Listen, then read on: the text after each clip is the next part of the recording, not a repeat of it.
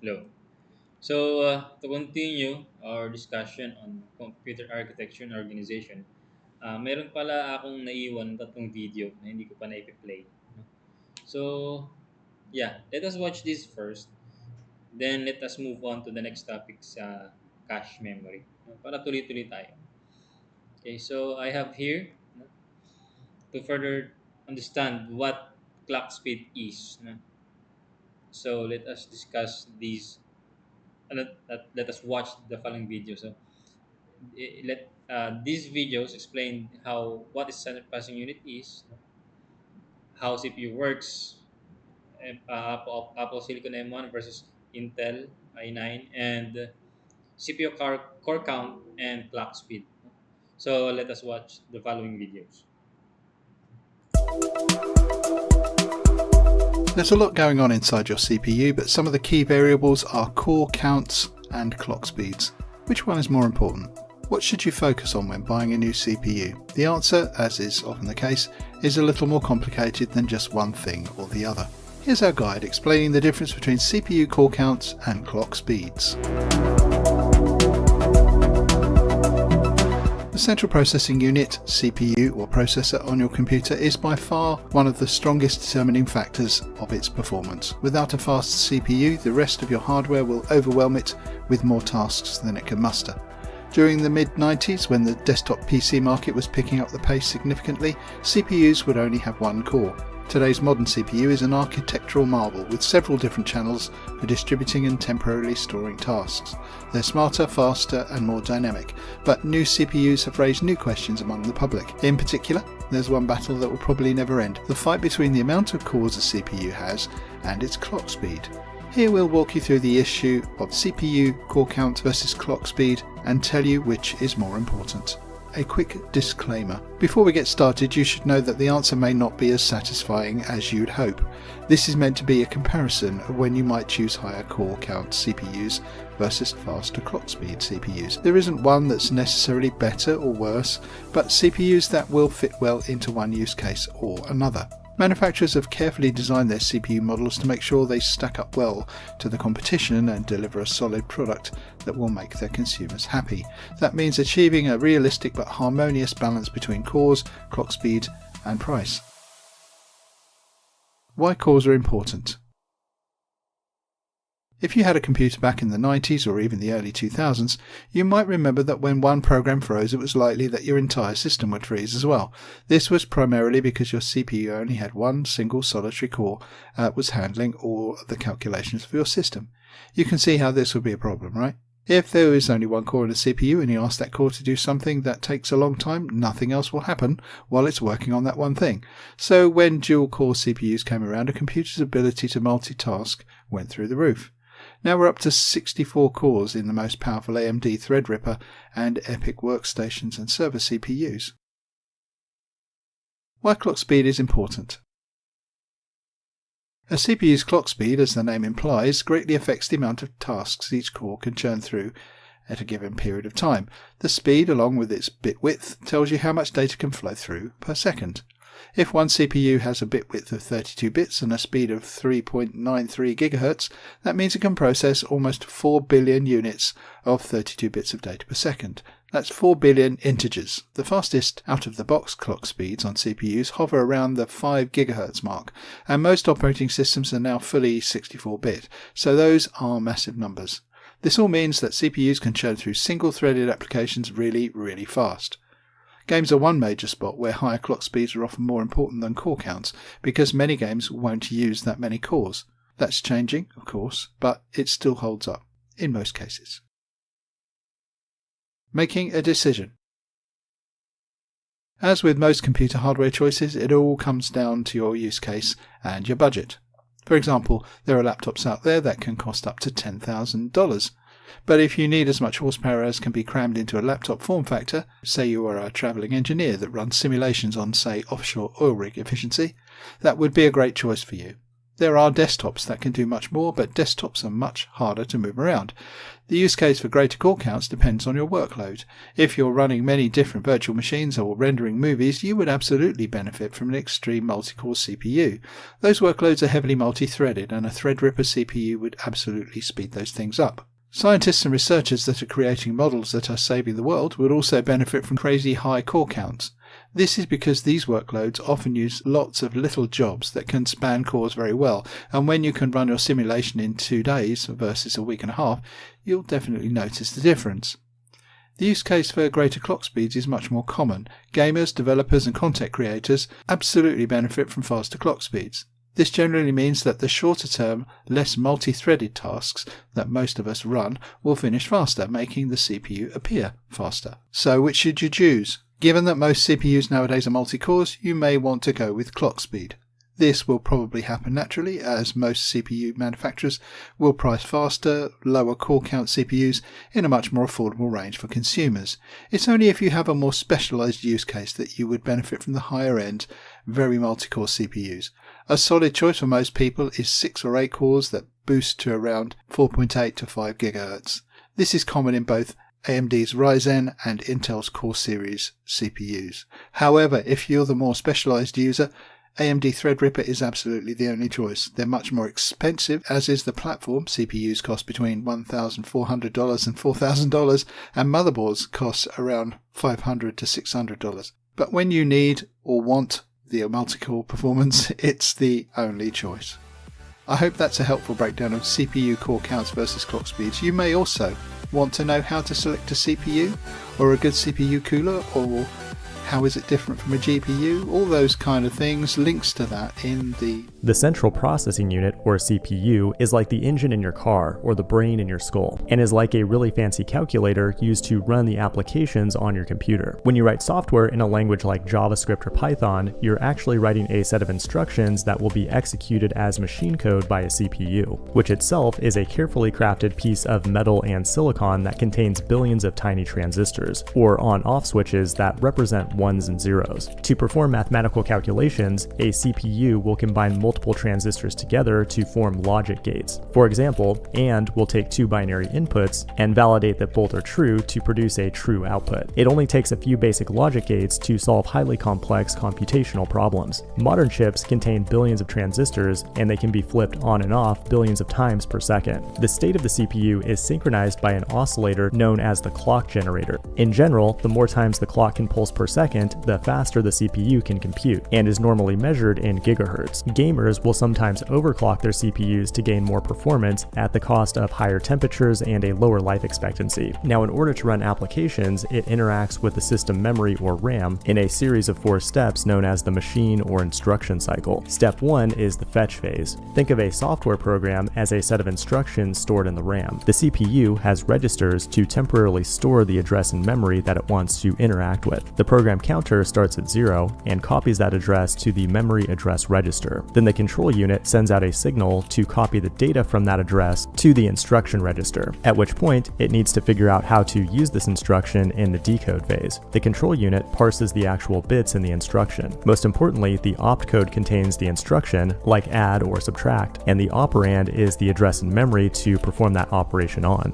The final execute stage takes the decoded information and passes it as electrical signals to the relevant parts of the CPU. The arithmetic logic unit, or ALU, can perform math on the data and then store the results in RAM to change the state of the program. The cycle is repeated billions of times per second, and modern chips utilize multiple CPU cores to run multiple computations in parallel. That's how a CPU works under the hood, but there's a lot more you should know about processor architectures if you're a developer. And that's why I've invited Alex from the most underrated tech channel on YouTube to break down some more advanced concepts like Apple Silicon and how to run performance benchmarking on your own machine. Hi everybody, my name is Alex, and I'm here to take you beyond 100 seconds in your quest to learn about how processor architectures differ, and also how those differences affect our productivity as developers. I'll show you what the Apple Silicon chip and a refrigerator have in common, and then I'll share some of my own experiences with using developer tools and build execution on the first generation Apple Silicon chip called the M1 chip, as compared to the Intel chip. First and foremost, I just want to say that my personal productivity as a developer depends less on processors inside my computer and more on how much coffee I had and whether I'm trying to work after a big meal. But aside from human factors, let's dig deeper into why the new Apple Silicon machines have been really kicking up a storm and changing the industry, software development included. And spoiler alert, the M1 machines have been beating the Intel machines in pretty much every build test I've thrown at it, except a couple. But it's not all roses, so let's talk about some downsides later too. So why is it so darn fast? The first point I want to discuss is the physicality differences of the new Apple Silicon way versus the old Intel and AMD way. This is what Apple Silicon and your refrigerator at home have in common. Alright, imagine for a minute that you want to make a turkey with cheese sandwich. You go over to the refrigerator and in one place, you have the turkey breast, the cheese, the mayonnaise, the mustard. All those ingredients are right there in one place and you don't have to run around the house to gather them. You don't have to drive to lots of stores to pick them up, and this saves you lots of time and energy. This kind of efficiency can be found in the new Apple Silicon chips because they aren't just a new processor. Apple Silicon is a collection of many chips that are housed inside one silicon container, and this type of system is known as a system on chip, or SoC, and it's essentially an entire computer on one chip. The main CPU, the GPU, the I/O controller, the ML engine, they're all co-located. So when the task is to make an electronic sandwich, so to speak, or in other words, to do some work that involves all these different components, a system on chip is going to be a lot more efficient in terms of energy usage, using only a tiny bit of power, and at the same time it's going to be faster than, say, a typical machine that has all the components separate. Intel-based machines have a CPU that's a single chip, and memory is located somewhere else on the motherboard. The I/O is somewhere else. The individual components might be even more powerful than the ones available at the moment on the latest Apple Silicon-based machines, but that comes at a cost, since these powerful components are like supermarkets that carry different sandwich ingredients. As a result, when you want a sandwich on an Intel machine, you'll have to drive all over town because one store will have the turkey, another store will have the cheese, yet another store will have the mayonnaise. Each store might be really good at their own process and have the best ingredients, but each store also takes a lot of power to run, losing out on the efficiency. And since all you really want is just to make a simple sandwich, you're wasting a ton of time and energy picking up the ingredients from all the different stores. Of course, some might say the drawback with the system on chip design is that, at least for now, with the current selection of Apple Macs, you won't be able to upgrade or change any of the components. You get what's on the menu, and that's it. But that's not news to most people that are familiar with the Apple ecosystem. Once you accept that idea, you might even see the benefits of having a more efficient design where all the components are on one chip, and they outweigh the cons and still provide better performance than the alternative. Alright, that's enough talk about food. So how does this all affect real-world development workflows? So I've been doing a bunch of developer-focused tests on the latest Apple Silicon machines over on my channel, as well as comparing them to other machines like the Intel Macs and PC machines too. And in general, the new design has been showing really great promise for my own workflows as a developer, coffee and sandwiches excluded. Now, there are lots of technology stacks that developers use, of course, and I'm trying builds in a few of them. But now let me share some of the results I've seen with Node and JavaScript tests. And after that, I'll also discuss the tech stacks that have the biggest gains on the new machines, and also the stacks that have the biggest losses right now at the moment. I started off trying out some existing JavaScript tests that are in the browser, and then in Node. The browser test consisted of running Speedometer, which is a browser benchmark that measures the responsiveness of web applications. It uses demo web apps to simulate their actions, such as adding to-do items. You visit the app in the browser of choice. I tried Chrome and Safari for this, and you execute the automated test that runs through a collection of applications built with some of the more popular UI frameworks like Angular, React, Ember, even Vanilla.js and jQuery, and a whole bunch more. And then this test reports the results as a single number when it's done. This number represents the runs per minute, and the higher the better. When it was finished, I found that it had significantly more iterations on the M1. Safari had the best results, even going off the scale, and Chrome did pretty well too.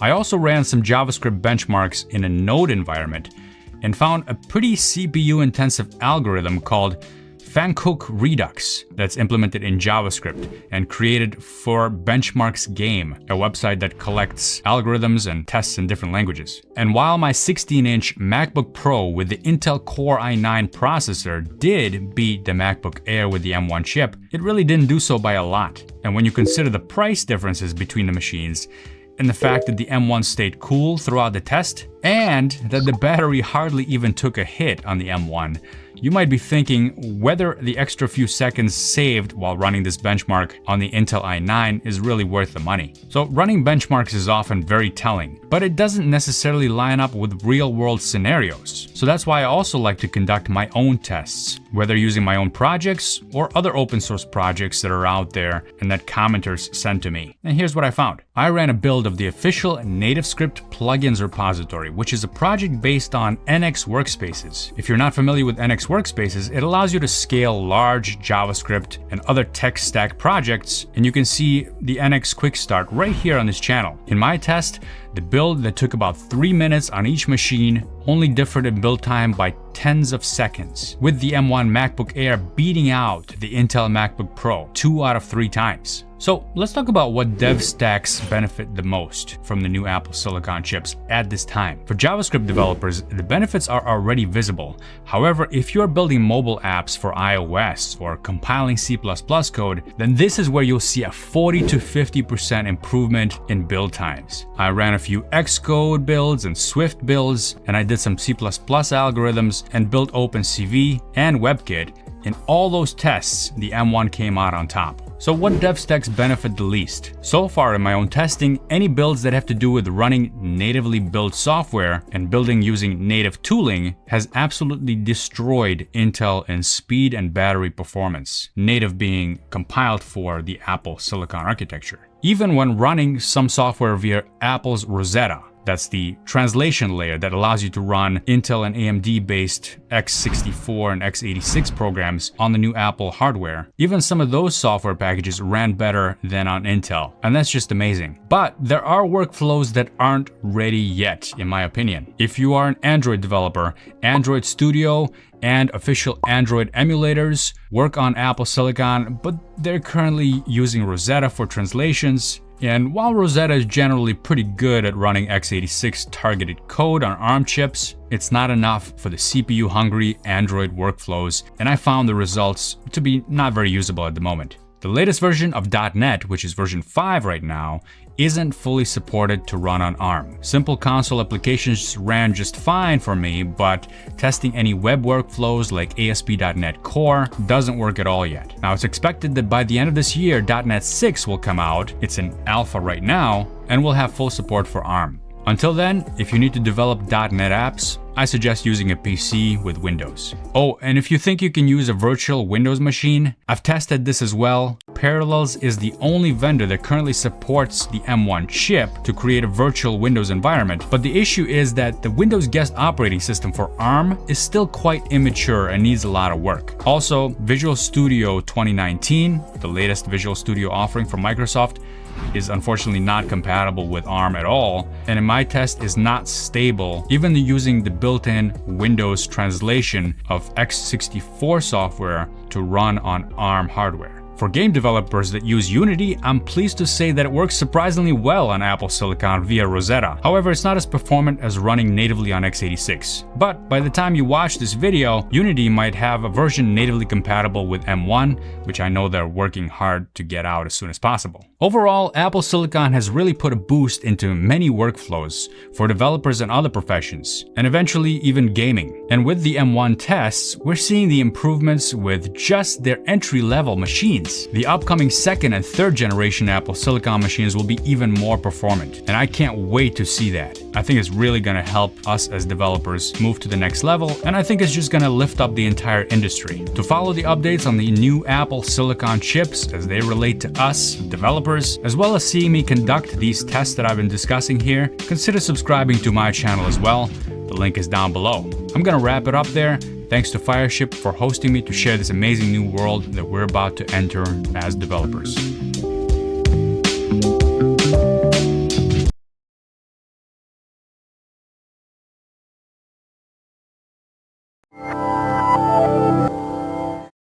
Hi, I'm Carrie Ann. This is Crash Course Computer Science, and today we're talking about processors. Just a warning though, this is probably the most complicated episode in the series, so once you get this, you're golden. We've already made an arithmetic and logic unit which takes in binary numbers and performs calculations, and we've made two types of computer memory: registers, small linear chunks of memory useful for storing a single value, and then we scaled up and made some RAM, a larger bank of memory that can store a lot of numbers located at different addresses. Now it's time to put it all together and build ourselves the heart of any computer, but without any of the emotional baggage that comes with human hearts. For computers, this is the central processing unit, most commonly called the CPU.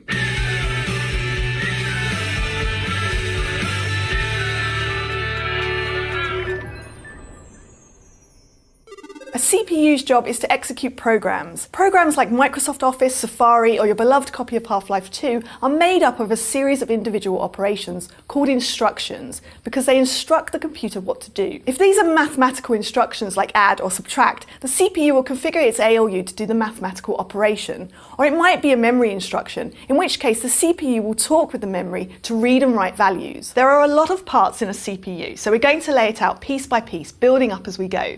We'll focus on functional blocks rather than showing every single wire. When we do connect two components with a line, this is just another level of abstraction. This high-level view is called the microarchitecture. Okay, first we're going to need some memory. Let's drop in the RAM module we created last episode. To keep things simple, we'll assume it only has 16 memory locations, each containing 8 bits. Let's also give our processor 4 8-bit memory registers labelled A, B, C and D, which will be used to temporarily store and manipulate values. We already know that data can be stored in memory as binary values, and programs can be stored in memory too. We can assign an ID to each instruction supported by our CPU. In our hypothetical example, we use the first 4 bits to store the operation code, or opcode for short. The final 4 bits specify where the data for that operation should come from. This could be registers or an address in memory. We also need 2 more registers to complete our CPU. First, we need a register to keep track of where we are in a program. For this, we use an instruction address register, which, as the name suggests, stores the memory address of the current instruction. And then we need the other register to store the current instruction, which we'll call the instruction register. When we first boot up our computer, all of our registers start at 0. As an example, we've initialized our RAM with a simple computer program that we'll go through today. The first phase of a CPU's operation is called the fetch phase. This is where we retrieve our first instruction. First, we wire our instruction address register to our RAM module. The register's value is 0, so the RAM returns whatever value is stored in address 0. In this case, 00101110.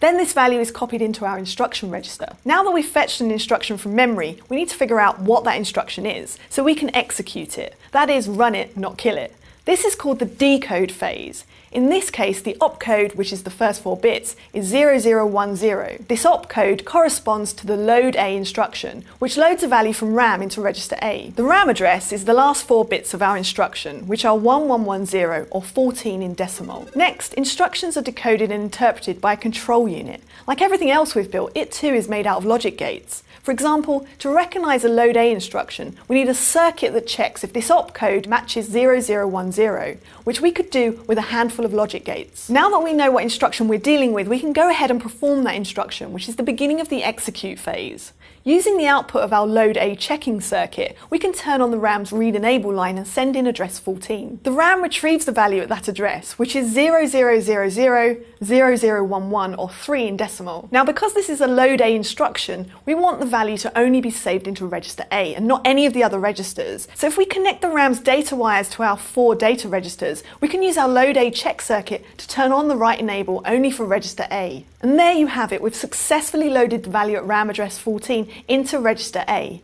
We've completed the instruction, so we can turn all of our wires off, and we're ready to fetch the next instruction in memory. To do this, we increment the instruction address register by 1, which completes the execute phase. Load A is just one of several possible instructions that our CPU can execute.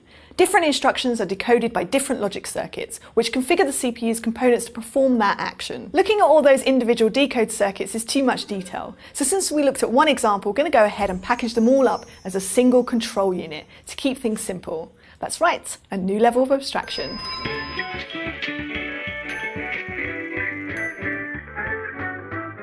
The control unit is comparable to the conductor of an orchestra, directing all of the different parts of the CPU. Having completed one full fetch, decode, execute cycle, we're ready to start all over again, beginning with the fetch phase. The instruction address register now has the value 1 in it, so the RAM gives us the value stored at address 1, which is 0001 1111. On to the decode phase. 0001 is the load B instruction, which moves a value from RAM into register B. The memory location this time is 1111, which is 15 in decimal. Now to the execute phase. The control unit configures the RAM to read address 15 and configures register B to receive that data.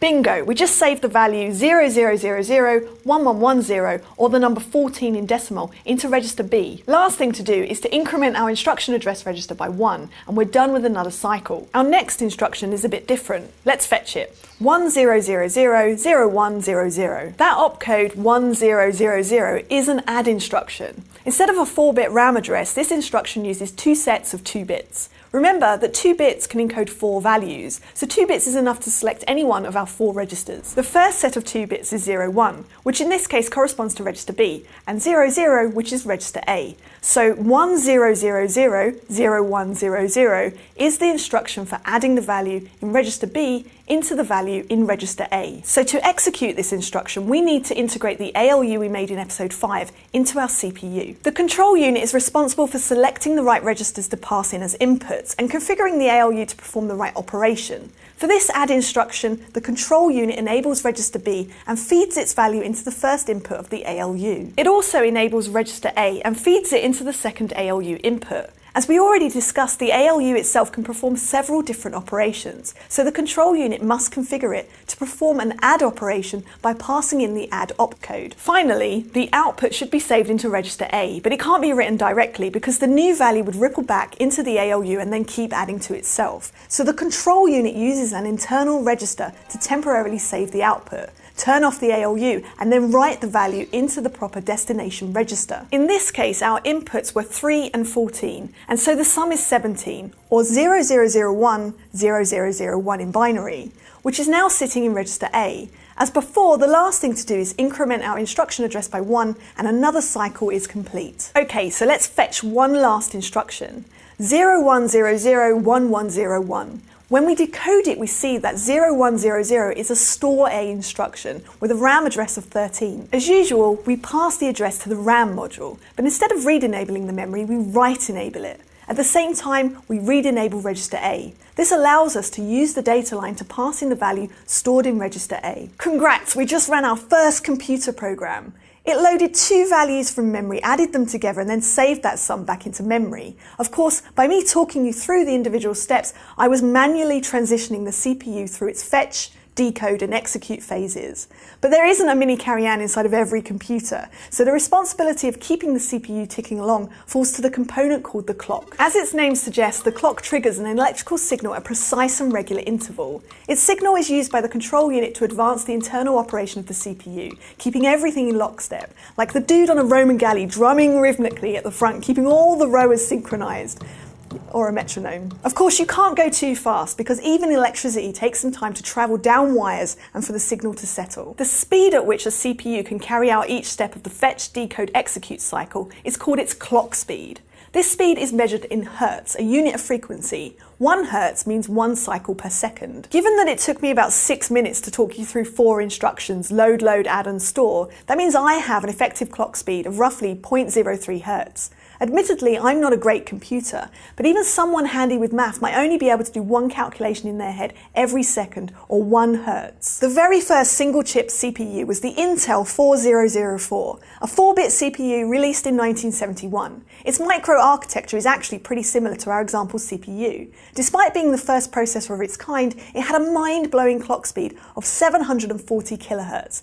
That's 740,000 cycles per second. You might think that's fast, but it's nothing compared to the processors that we use today. 1 megahertz is 1 million clock cycles per second, and the computer or even phone that you're watching this video on right now is no doubt a few gigahertz. That's billions of CPU cycles every single second. Also, you may have heard of people overclocking their computers. This is when you modify the clock to speed up the tempo of the CPU, like when the drummer speeds up when the Roman galley needs to ram another ship. Chip makers often design CPUs with enough tolerance to handle a little bit of overclocking, but too much can either overheat the CPU or produce gobbledygook as the signals fall behind the clock. And although you don't hear very much about underclocking, it's actually super useful. Sometimes it's not necessary to run the processor at full speed. Maybe the user has stepped away or is just not running a particularly demanding program. By slowing the CPU down, you can save a lot of power, which is important for computers that run on batteries, like laptops and smartphones. To meet these needs, many modern processors can increase or decrease their clock speed based on demand, which is called dynamic frequency scaling. So with the addition of a clock, our CPU is complete. We can now put a box around it and make it its own component. Yep, a new level of abstraction.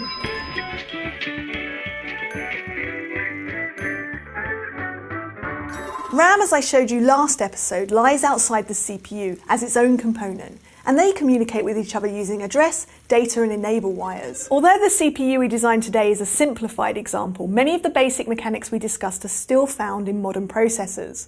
Next episode, we're going to beef up our CPU, extending it with more instructions as we take our first baby steps into software. I'll see you next week. Crash Course Computer Science is produced in association with PBS Digital Studios. At their channel, you can check out a playlist of shows like... Now we're going to